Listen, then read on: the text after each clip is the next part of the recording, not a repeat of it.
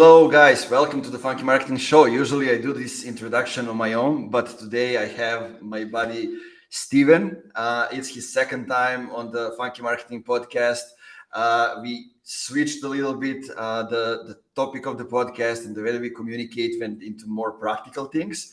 And I guess Steven is one of those things practitioners that shares real content, real story, and real insights. And we just had a conversation about Nas, about Springsteen, about music, because I want to get you into that conversation as we start, because the name Funky Marketing came from G Funk and from playing basketball in all those years when there was Grant Hill and Sprite commercials and Allen Iverson. And everybody else, and Nas. Steven, I didn't get the chance to tell you that, but a week or 2 weeks ago, when Nas was at a concert and he introduced on the stage the legend of the hip hop to sing, "If I Rule the World." Ooh. So that was kind of that song from the childhood that came in, and so many thoughts and dreams came back from that time. Yeah, that synthesizer lies in that synthesizer in that song on the second half of the verse when it pops in was like to me that was like when I knew that like Nas and then Biggie, because like there was a specific synthesizer sound that was happening on the East Coast.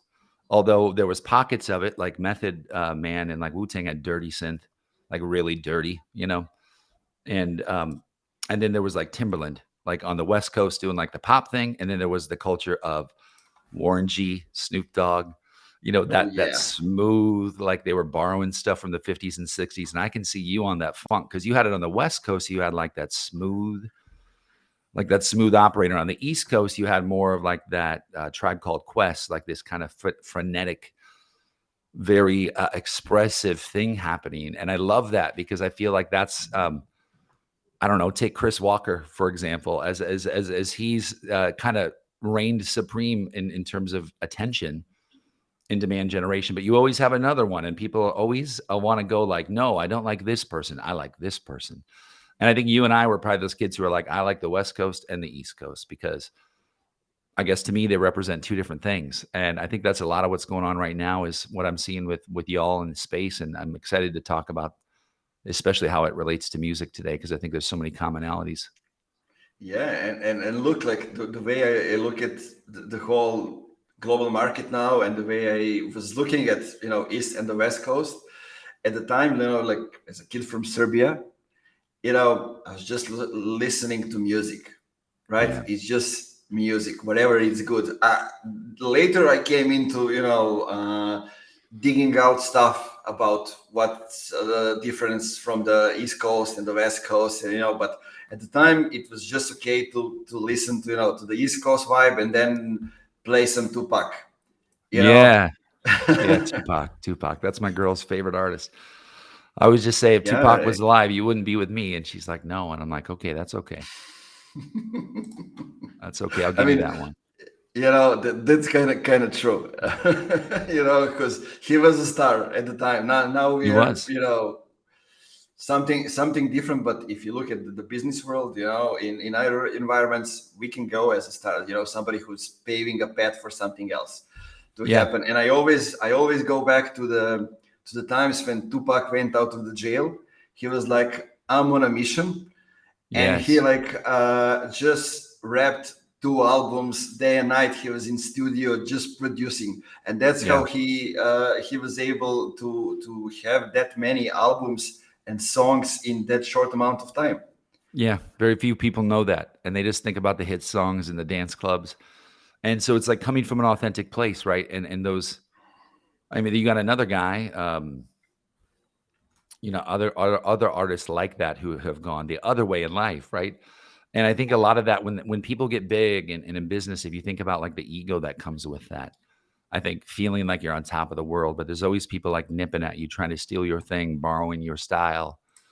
And so the interesting part is, And I'm at the point in my life now where it's really interesting in business, like in this past 2 weeks, because I think I'm finally doing something that I love. It doesn't have to have a category on it because I'm like, well, I don't know about that. Like, I don't know about if Exactly. I'm demand generation or if we're sales or if we're marketing. It's content-led selling. Now, owners of agencies are contacting me and saying, hey, Steve, like we're thinking about flipping from lead gen to content. Like, could you meet with me to tell me what you guys are doing? I'm like, I don't know. Like, I don't know if I want to just give you the blueprint, because like Jay-Z had a whole album called The Blueprint, but he wasn't the blueprint, so I am not the blueprint. It was a collection of everybody before me. And I'm just like, I think I've assembled something that makes enough sense to generate revenue for people most of the time versus lead gen, where I was living for a year and a half, right? We were ramping, growing, 7.5 million of growth in 18 months. For all intensive purposes, I say for legal purposes, we were acquired, and that was a shit show. It was 6 months of hell for everybody involved, and I got a chance to like bottom out in life again. And I was like, oh god damn, here we go again. Like 5 years before that, I was getting sober, and I was like, man, here comes another lesson. And I guess like bottoming out to that whole like, okay, the business and the baby are gone, like the money's gone, like the idea of like you're starting from scratch. And I was like, what's the one thing I would do if I had nothing to lose? And I'm like, well, although I'm this privileged kid, like I technically have nothing, like no savings account, it's gone. It's the company did not work out. Like, and so I was like, well, I guess I'd do the one thing that I love to do, which is how I built that company, which was not by doing outbound, which was not by doing cold calls. It was by being inspired like people like you, like Chris Walker, go down the list, right? It's too many names to name. Oh, Zeneb, right? Throw Zeneb in there. More people that people don't talk about enough, who are inspiring me. Catherine Caldwell, Mackenzie Hazen was the writer I had at the time. And I'd worked with her at Scaled. And when I called Jake Dunlap and said, hey, I need some help, he said, what about LinkedIn? I said, what about it? And, like a lot of people, and I forget that, right? I was like, how do you create a post? Like a post like you do, like a broetry or whatever. And so he said, she meets with you and then she kind of writes for you. And so we started doing that, and it started working really, really well. And I felt on top of the world, man. I mean, we were getting a lead a day and we were closing 50% of them. Now, I was kind of like, this is the ATM. Like, this felt a lot like that. And this is like the point of the story, like right before the commercial break, where you go, and then it all fell apart, right? Because what we were doing wasn't sustainable. Like, you cannot, like, today's society is not accepting lead gen. It does not want that. It doesn't want to pick up the phone. Spam blockers everywhere. SDRs don't give a shit if they make 100 grand a year. It's still like a hell job because it doesn't work. And if it worked, they would want to do it, because nobody wants to get beat up all day. They look at what you do and go, well, that seems really fun. And then you go, well, I can also show you that this is a lot of work. My tasks are not maybe cold calls. My tasks are knocking 98 things out in a project management board for a design category. While we're worried about getting appointments still, but we don't have the mechanism to pull the lever. We have to depend on an overall spirit of a campaign to do the work. And that's a lot of fucking pressure, if you ask me, because I've learned that I love it. But man, the creative tension of making something work when someone's spending 100 grand, 200 grand with you to make it happen, I think that's beautiful, because the pressure creates something great almost every time. Exactly, but you need to know how to deal with it, right? That's the first thing, before you get into all those things, because there are a lot of people that aren't prepared to bear that pressure, right? And the pressure is what gets you to extraordinary results, but you need to know how to deal with it. And I mean, Yeah. you said a lot of things in that your whole spiel, how you explain the things, Yeah. about how it went with the company, how it went the acquisition, that you got yourself back together. But one thing that remained, right? You learn the power of content, of communication, of creating relationships with people. Yeah. And now you are basically seeing how I can make all those things work and how I can help companies with showing them exactly the patterns that I'm seeing, Yeah. right, from that perspective. And it's not easy. I mean, will dive into those things, but it's not easy. I was reading your post, actually a few of your posts from a few last few days. First one is, you explaining sort of the things that you do with the CEO, with the founders. Yeah. But and I always stop when I get to the part when you said, or I said, or everybody else said, you need to get into the comments. You need to get into actually relationship, and that's the hardest part to sell to anybody. I mean, you can go and extract content from them, words, or they can write it, but to invest time to respond to the comments or actually engage on other people's posts, that's like huge masterfuck that you need to find the solution for. Yeah. There's no software to do it. And I think a lot of people think there is, right? I think they think you just buy automation software. And I think the point they're missing is the point. Like, what good is connecting with somebody unless there's an exchange of value afterwards? In other words, and there's so much of that with all of us. And so I think it's still at this point where you connect with them, right? And then, like normal life, you hang around them. Do I like them? Do I align with them from a value standpoint? Is the vibe good? Cool. If you like them, you hang out with them more. And so much like high school, it's so much like all these other things that we've done in life. And we want to like manufacture it. And we all know the kid who came to high school all dressed up and trying to look perfect and say the right things, ended up in a mental hospital 2 years out of high school, because that isn't how real life works. And I think we all show up like that, and we want to be this thing we're not, right? And then we can't figure out why it's not working. And that's where I felt guilty, like, because we can talk about these things that we think work, these concepts, but we fail, and people pay us money and we still fail. And so services, though, it's like you never have it figured out. Nobody ever does. And you're always trying to do something better than they could do it themselves. It does not guarantee that it will work. And I think that when we mentioned pressure, going back to that, it's like, well, if you're an artist making a CD, the record label maybe just gave you 2 million, 5 million. It's just the same as a venture capital fund, right? They give you money to make money. And with that innately is an immense amount of pressure. And you and I are in a situation where nobody's giving us money except our customers. So like the people you have to make happy are your customers, not your board, not your VC. You don't have to have a certain year-over-year growth. It's all, what do you want to do? And so like next year, I'm like, man, I don't want to tune life up. I want to tune it down. So why not try to get a few really great customers instead of a lot of customers? Because I've been down that path before, and rapid growth breaks quickly. And I want this thing to last for a lifetime, because I think that it can, as you know, it evolves. Like there is no shortage of figuring out how to make someone content operate on a new platform.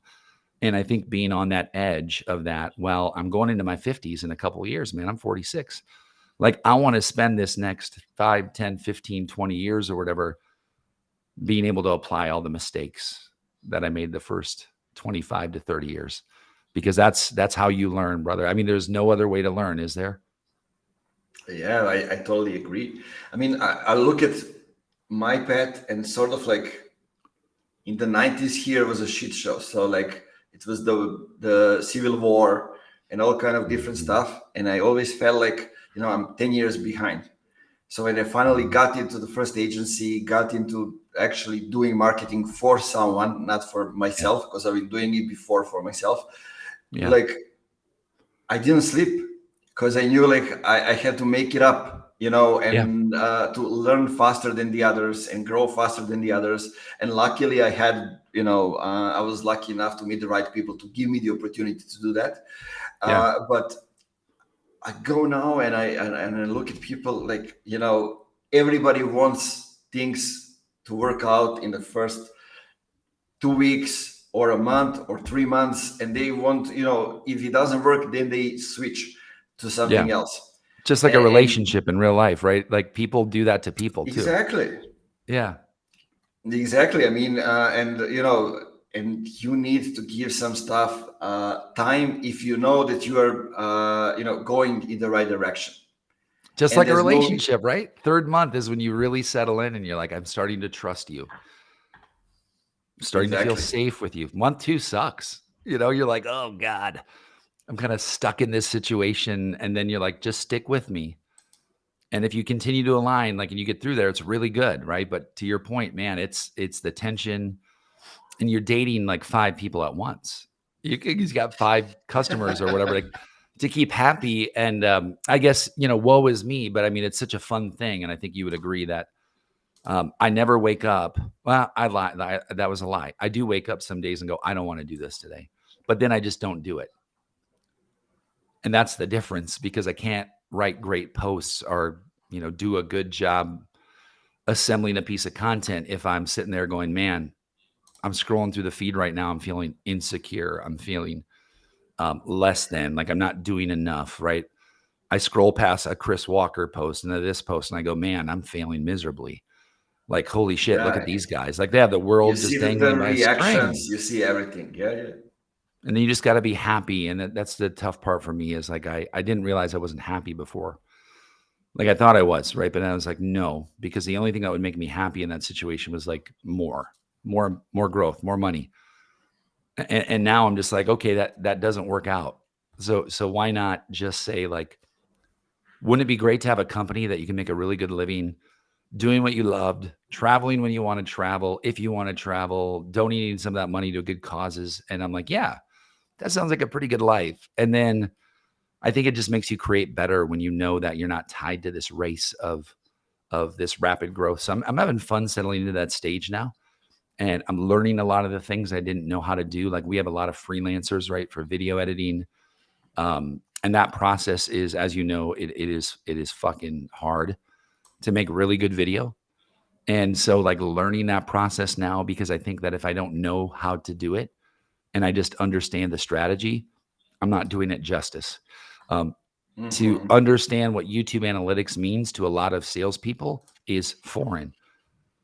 And if you ask most salespeople, do you have a YouTube page? And by the way, that's going to be the new thing. And in the next year to two, we're going to see B2B just explode with personal brand on YouTube. And I feel right now that those people who are strong on LinkedIn need to start teasing out to YouTube, because that's a searchable engine. Nobody's going to LinkedIn and searching like they are on Google. They have a search bar. Nobody's using it. People go to YouTube. And the only thing is, right now on LinkedIn, we have all these people going, yay, in pods, right, every day. Like, the same people. Makes me want to vomit, but whatever. It's going to happen on YouTube, right? They're going to go, yay. And they're going to be like my video. And then I'm do 1,000 views. So now I can do a live thing. And I feel like we need to be ready for this transition back to entertainment versus edutainment, because how many videos can have this guy sitting like here, like you and me, talking about, explaining something? We're all sick of it. And we need to now transition into, give me an enriched experience that can make me get out of the side of these 4 walls of this goddamn Zoom meeting. Please, please, please, please rip down these walls. And so now we're going to have to go back to what people said they didn't want, which is big production, creativity on a small budget, live footage, more cinematic things. And I'm like, I hope people are ready for it. Because No. I don't think they are. Yeah, because you can't tie that shit to a task, right? And so I'm ready for it. You're Exactly. ready for it. And I was, I mean, just to kind of revamp, I went through the same things that you did. Yeah. Right? Funky marketing was growing everything, but I realized I don't want to work with just any company, right? To Yeah. be able to pay the people. So I scaled down, and now we are more like consultancy with execution. I still work with the same people, but I'm not hiring them. They are Yeah. entrepreneurs, and I'm working with them. So each one of them is getting better at specific thing, like writing articles, creating Yeah. videos, whatever it is. And Yeah. like, sort of, it became like a group of people, like a community that works together to the same goal. Yeah. I enter the company, I see what they are missing, come up with a strategy, and then just help them get some people or get my team in it. Yeah. Right, from that perspective. But also looking at what you said, just to mention that on one of our next episode, we will have a guy who does exactly LinkedIn LinkedIn, YouTube. So Yeah. YouTube analytics, everything. We're gonna dive deeper into that. Yeah. Not many people know him. He's from Serbia, but working with some huge enterprise companies, and we're really gonna try to explain how it all goes down. Probably we'll use my content or somebody That's else's awesome. content and go through in depth in those kind of things. But what you said Mhm. is true, right? What you Mhm. see right now, for example, on Google, when people go and search, is basically becoming a chat with an AI. Yeah. An AI will give you all the information. It actually works pretty well, but Mhm. on YouTube is still a little bit different. Let's say Yeah. old school from that perspective. And Yeah. even if you hate something, it makes you grow, right? Which emphasizes the entertainment part Yes. in Yes. that way. I don't know if that's good for the society, for all of us moving forward. I mean, focusing on like smaller videos, more entertaining, those kind of Yeah. things. But it's definitely what's coming, and we need to be ready Yeah. for that. I think like Gary V, the whole project, not Gary Vaynerchuk, but Gary V, the project was, Yeah. I think, the perfect execution of content distribution and Hell what yeah. he has done, basically hiring a team that follow him around. He just talks about things, have meetings, Yeah. everything is shown, everything that he Yeah. decides to show. Yeah. Yeah, that's right. And he's made it his TV show how he wants to show himself, whether we want to admit that or not. That is the way he sees himself. And I think it's really important to say, like, you're right, he nailed that formula. Then everybody tried to copy him. That was 8 years ago when we started trying to Yeah, copy Gary Vee. And it's just now that we're not sure what to do. Like nobody, and I say this, like it's not on LinkedIn because it costs a lot of money. It takes a lot of effort, and then people will say you're an egotistical asshole. Like if I had 3 cameramen follow me around all day in my life, people would be like, that guy's a huge asshole, right? But it would produce great content, and they would watch it. And that's the exactly. kind of stuff where I'm talking about, man, where I'm like, not this cabin in frickin' Hollywood where we all go for 12 days and pay $10,000 to sit in ice baths and film content. Like, that's not it. That's not real life. And so I think what people want is less of that and more of the, yeah, man, get 3 cameramen, follow me around. If shit goes down, film it and show me that company. And then I want to be a part of that. And that's what our addiction is to reality television. And if we think about it, we Exactly. love reality TV. Why not make reality LinkedIn? Break the walls of your company down, bring them into it on a daily basis, get them hooked to that. And that's, I think, where who's going to win. And so when I say big production, it's not, cinematic movie stuff. I think it's big production by always having cameras on all the time and being transparent enough to letting people in because they'll be able to say, okay, now I trust you. You're letting me see you. You're not just the you on the internet. Or if you are, you're the most authentic version of yourself. I try to do that, and I was talking with some young guys here from Novi Sad to do that, kind of Yeah. to help each other. But then came COVID, right? Yeah. And all of us started to work more from our homes, and it now Mhm. transparents to turn to us working remote from different locations, maybe coming to studio to the office just to do some deep work. Yep. And now do we have things to show? That becomes the question. What kind of life do you live, right? Yeah. And Yes. it Yeah. all merges between each other. Yeah. It's like 3D, right? So we've been 2D, two-dimensional in this Zoom world. And we tried to get out of this and we did in the 80s. And so now we're going to see all this technology come out and it's coming that your camera will not just be fixated on you. You will be you and we'll have this experience where it's kind of like watching a movie about, where the grandpa has the crazy house and he has a camera that moves all over. Like we're going to be living in that world very soon. And those people who keep that camera on the most are going to be the people who win, like it or not. Like this is chapter 7 of Big Brother. And people want to be watching you. Yeah, I think some of the things gonna change a little bit, and I'm gonna explain, like, just to saying hi to Ben. He said What's up, like Ben? nobody has still copied Gary Vee successfully, and agree, but people have done different things in a different way. And what I want to say is, you know, it's become challenging, especially in working with tech companies, you know, because a lot of founders are basically, you know, engineers a lot of Yeah. times. So like introverts, and trying to give their perspective on something becomes, you know, maybe not impossible, but that's not something that they will go gladly into. Right. On the other hand, I'm looking at like the most powerful people in business here in Serbia. And what do they do on LinkedIn? There's one which is trying just to keep the awareness up, basically posting dolphins, trucks, whatever it is, not related to what he does.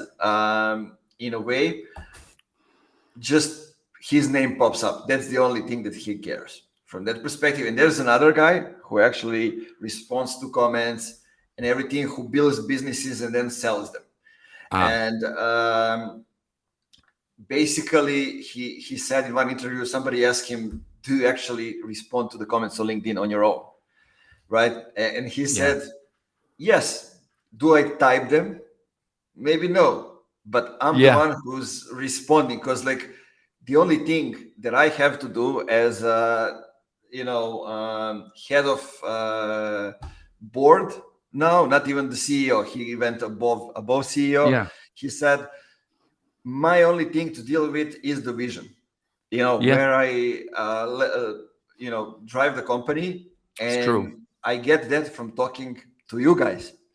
You know, what do you see us do? Are my teams doing as they should? Are my companies performing well? This is what I get from you. And then I get somebody to record me, to, you know, to write a post or do a video or whatever it is. I don't need to turn on the camera, right? I can sit in my chair and just talk to you guys. Implementation becomes something that, you know, can be done by ourselves or by somebody else, but it's important that we know the reason why we are here and why we are doing the things. Truth. True that. I agree. So tell me one thing. I saw that you said, and it's something that I have been wrapping my head around for a long time, that everybody needs content, but not everybody wants to pay to get the premium content as they deserve, right? Yeah. Yep. And that's something. Let me hear your thoughts about it. Well, I think if I understand the question right, so premium content, meaning everybody wants to make premium content, or would it be that everybody wants to consume premium content? I think everybody would like to have, you know, premium content. Yeah. Right. They are consuming, but not everybody can actually make it, and people want to do it. But yes, then, everybody, you know, everybody. Yeah, when it comes to pricing, it becomes the thing, and they hire like the local kid or somebody who is junior to do, you know, help them maintain social media or those kind of things. Yeah, and I think I've gotten so good at just telling those people, like, good, like, cool, like that is how you prioritize it then. Like, it's very obvious to me. You would not have an intern be a CFO, right? And so to me, that person's primary concern is money. They don't care about creativity. Fuck them. Like, pardon me, but like, sorry, like they'd say the same thing about me. Like, let's move on, right? Because that's never going to work out ever. I've tried a million times.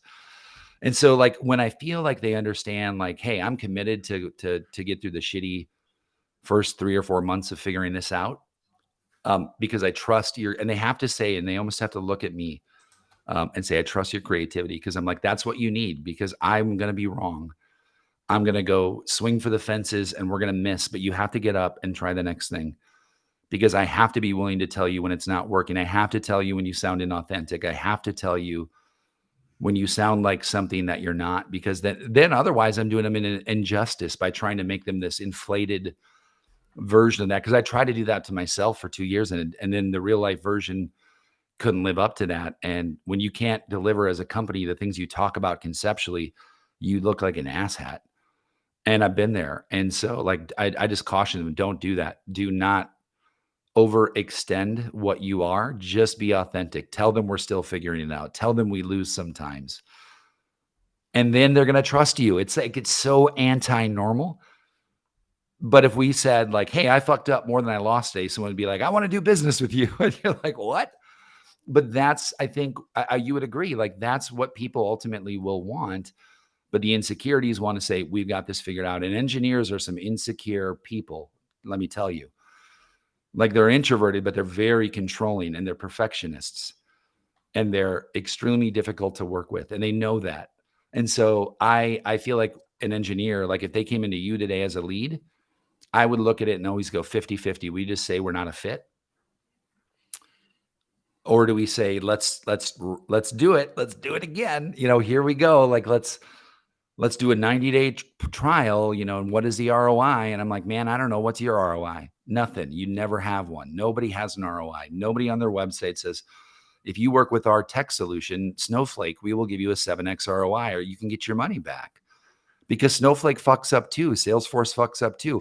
We all have these massive swings, and the people who have the most money have the most money to push the most marketing. This is not a formula that people don't understand. You either create organic stuff that's good enough to go viral, good enough to create people to follow you, or you pay for it and force it on them. And those are vanilla brands. Those are Chick-fil-A, McDonald's, go across the globe, right? And that costs a lot of money to be that brand, because you're trying to get it as close to ordinary to be repeatable as possible. And that's for the large population. They just want to consume bullshit. And so great, go give that to them. Leave everybody else to you and to me, who wants to eat at the restaurant that's off the beaten path. And we will always be successful because we'll be able to be supported by those people who have a vision that's tied to the thing that we're trying to provide, versus trying to serve up a cheeseburger in a salad shop. And I think that it becomes so much easier when you tell people like, no, we don't serve cheeseburgers. I'm sorry. Yeah, I love that comparison. I mean, it's the truth. Either you're gonna find a way to differentiate, or it's gonna cost you a lot of money. And it also goes to the way, do people actually need you, right? Yeah. And how can you make sure that you are, in a must-have category? It goes well with differentiation and how you are unique and how you are telling all those things that people, your target group, will understand that you are unique. Yeah. Right. It goes along well with that. But tell me a little bit about how do you work with companies? What are some things that, that makes you, because I see you stand out with the content, with the way you communicate about things. And I especially love one thing. I got to say that because I had a post the other day about, like everybody became top voices on LinkedIn. Right. Suddenly I see every fifth person has top voices dedicated by LinkedIn. Yeah. And in most cases, that's not what they are known for or what they want to be celebrated for. I saw, I don't know who it was, but it was like top entrepreneurial voice. And he's like, but I'm only talking about branding. Yeah. Right. So, and you have that top voice for specific thing. Niche. You just said, hey, I'm the guy that talks about these things. And I'm the guy who you should follow if you are interested in these specific things. Yeah. Content-led selling. And it's not difficult. It's not this thing, but it's also the what is obvious. The how is always the thing, right? And so what are we trying to do is we're trying to take companies and build off that founder's brand. And it's not just that, right? Because what I'm saying is if I sit and talk to you for 10 hours a month, I'm going to learn so much more about what your company does, what your vision is, versus what you said it was when we first met. And so like, I really need to figure out what it is before we go test the messaging. Like, what should the messaging be? What do you want it to be? Like, a lot of people just pay people to say like, hey, what is our company? So we spend some time figuring that out. And while we're doing that, we say, well, who do you want to target? But everything is brought into the CRM. Like, I'm a big believer that I don't need attribution software to count every tick, but we need something to tie into this system of measurement. And so I think there's a comfort for them because we have a heavy rev ops motion supporting this, heavy rev ops and marketing ops. And so where we're doing on the other side of that is we're producing video content for LinkedIn, video content for YouTube. We're producing full thumbnails, full themes for YouTube's now. And now we're trying to get this cross population to get people established on LinkedIn and starting to push over to YouTube. So it's not just one thing. It's not just explainer videos, testimonials from your customers. There's some live on there. There's some, thumbnailed how-tos. There's a nice shorts of your guests. And like, I think most people would have to look at themselves and say, I don't have that today. And so I look at it from a business perspective. Everybody's still doing outbound. They're paying all these lead gen companies and it's not working, right? But they don't have another alternative. So when you don't have another alternative, something like that, they want this feeling of, call it hustle. They want marketing, but they also want this doing. And so I said, cool. Well, for example, if I'm a CEO and I'm now getting established in my space and I'm connecting with 100 to 150 people a month, why don't I have an SDR who's swimming in that lane of my content all day, being that ghostwriter, learning to be my voice, but also booking my calendar for me on the back end. So it's like this hybrid VA content doer, but is very much like you're like your co-producer. Like you need someone to like, and it's such a hard thing to define that I can say like, it will never be a position. It's always going to be something where you have to have a service come in and be like, this is your Yeti, follow him up the hill or her. And trust that they're going to get your voice right. And right now that person's me, right? Because we're in our first year. So I am that person for 5 people. I write 12 posts a day. Now we have 2 writing interns. We have a chief content officer. So I write 2 posts a day, but I strategically direct a creative session on every client where we get to collaborate, like you said, with your team. And the ideas now are flourishing and we're talking about that. And, Ben asked what the prices are. Like we can do something as basic as get posts with video up 20 days a month on LinkedIn for $5,000. We have companies paying us 20, 25 grand a month for doing full scale. Like we're getting ready to amp up like a game show, like daily podcast where we're bringing their future funnel in as guests who are competing for prizes. And that's a lot of effort to get people to do that. And so when you look at the scope of the swing of that, we kind of say, well, it depends. If you want us to be everything, rev ops, marketing ops, everything in one motion, we'll do that, but it's going to be $25K and you're going to need a budget for production. If you want us to come in and do what everybody else can do, but just do it a little bit better, very much with the secret sauce, $5K. But people will even say, well, how long does it take to work at $5K? 4 to 6 months, you'll see revenue months 4 through 12. And you may see an ROI by month 6 to 8. And you should see an ROI by month 8 to 12. I need it sooner than that. Well, you're not going to get it anywhere else unless you pump money into advertising. And if what you want is leads, we are not your person. We are here to drive revenue, not awareness. And so that's content-led selling, is content that's intentionally made to psychologically get into the roots of the DNA of that person's brain. And they get to say a decision. Do I want to follow you or not right now? Can you change the way I act right now? Can you change what I believe in? Or do you align with it this very second? Because we only have very brief time to do that. And that's why the initial impact is so important, to not DM somebody and say, hey, do you want to meet with me? I've got a great service. Just chill out. Let it happen. Let it happen. And stop. I mean, I'm getting so many DMs, and I'll end with this, where people are like, hey, Steve, like, I don't want to pitch you, but here's a link to my ebook. Shut up. You're pitching me. Like, or here's a link to my post from a year ago. I'm like, come on, man, just let me see it. If you got something to say, you're going to show up in my feed, because the algorithm is something I trust enough. And the people I want to, if you're connected to them, then I'll go, okay, that's valid. That's trust. And then if they pitch me, I'll go, they pitch me and they know some people I know. And if they pitch me personally and they know a lot of people I know, it doesn't matter. Still not going to take the meeting.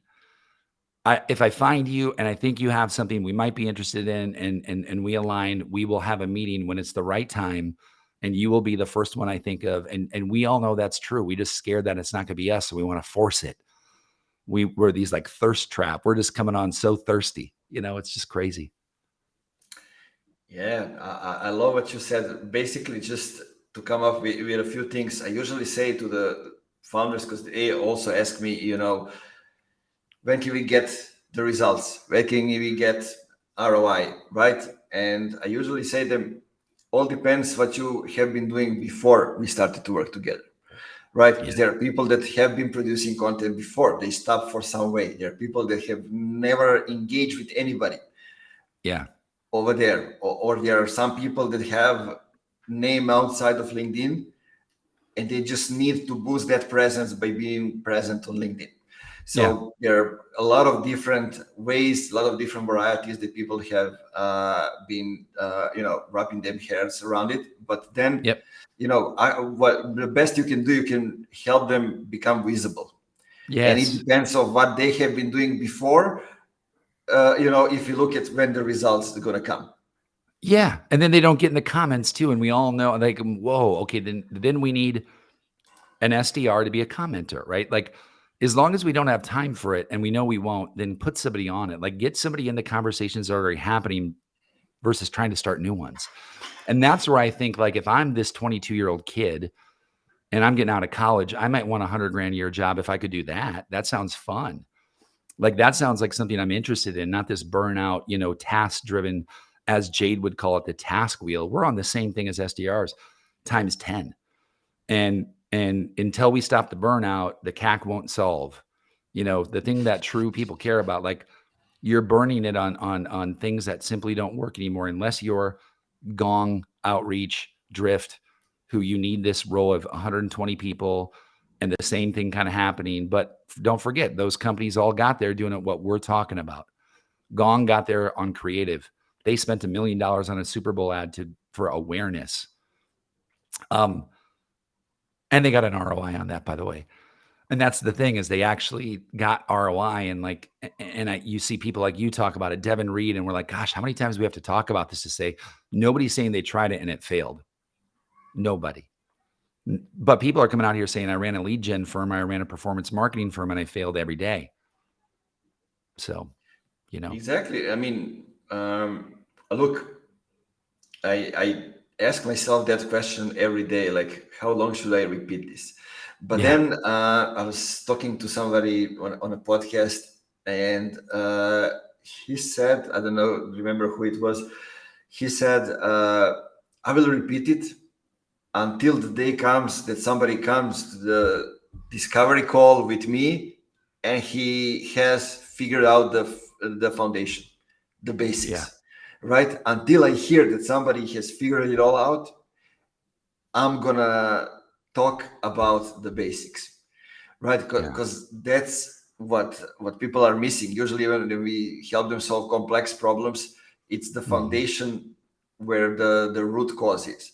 But also, you mentioned one thing, and I think what you're doing is kind of the mixture of that. We talked yeah, a lot last year about the future of SDRs, when they're yeah, going to go, what's going to happen with the function, because the way it is right now, they're basically siloed even from account executives, and basically they're just going out there to with a goal to schedule a meeting, nothing else. They don't care about the quality. The goal is just to schedule a meeting, and it basically divides them from marketing. It divides them from actually selling, because they go only after the number of scheduled calls. But then when you look at what you guys are doing, you're basically merging them with marketing and making all important things for how can we make a relationship with the right people, so they come and schedule a call, and then sales can sell, right? They can just close that demand that you are creating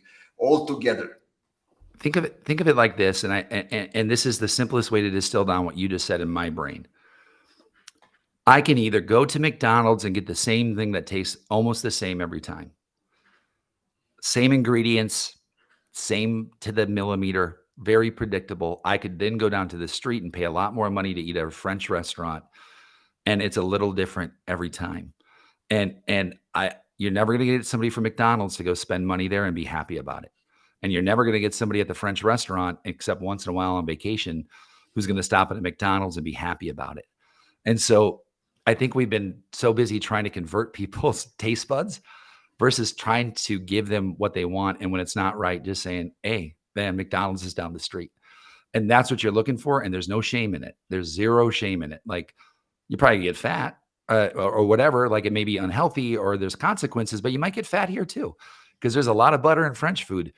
And I might put 2 sticks in today and 1 stick tomorrow. But if you trust that it's going to taste good every time I bring it out, I might screw it up once in a while. But there's still waiters and waitresses, just like there are SDRs. They just look a little bit different in McDonald's. And now they're going with computers.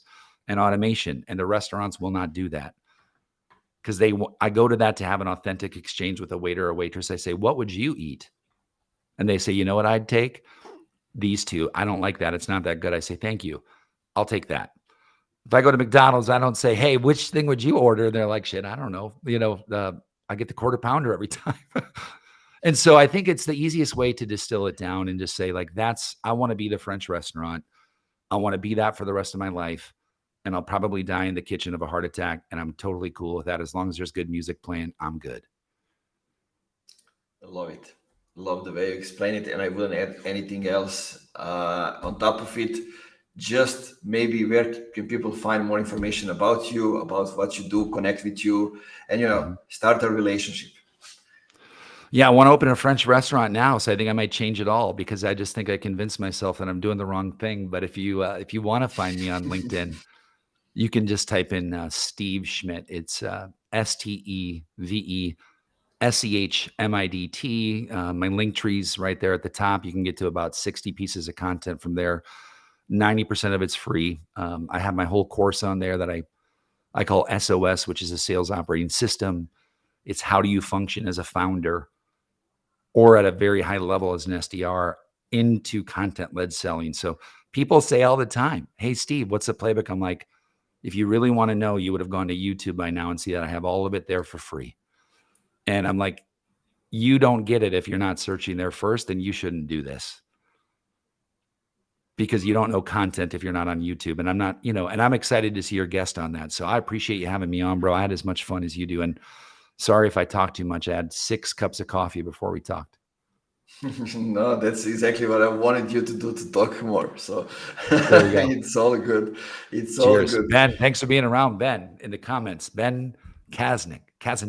Thank you, Ben. Yeah, Ben has been here for the whole time. And since we are live streaming this, I think it's prime time, around 1 p.m., 2 p.m. Central European time. Basically, we catching all the time zones. And hold a lot on. of people. Hold on. We didn't show people this yet. The Jersey. Yeah. This is coming over to you. So I got to get your address from Sioux Falls, South Dakota, because you love music. This is our record store called Total Drag Records. And so I said, it's like the Jersey exchange. So I'm not going to go buy you a new one. I'm literally just wash this and I'm sending you mine, but I'm going to make you send me one too. And then the next time we can be the Jersey swap. So that's coming across the pond over to you, brother. Yeah, let's do that. What I wanted to just say, so it's like around 15 people were there all the time from LinkedIn, then from some other platforms. So we had some audience, and hopefully as LinkedIn is showing people in the next hours, we'll have more. And then when we publish the episode, finally, I think in 4 weeks. So it's going to be another more jump at the audience. So awesome. Hopefully, if you are listening to this, send a message to Steve and tell him that you saw him on Funky Marketing Podcast. Have open the conversation about music, about life, about selling, about business, all kind of different things. Thanks for having me on. It's always a great time. You produce great content. Thanks for being here, guys. Keep it funky and see you in another episode. Yeah. Peace out, everybody.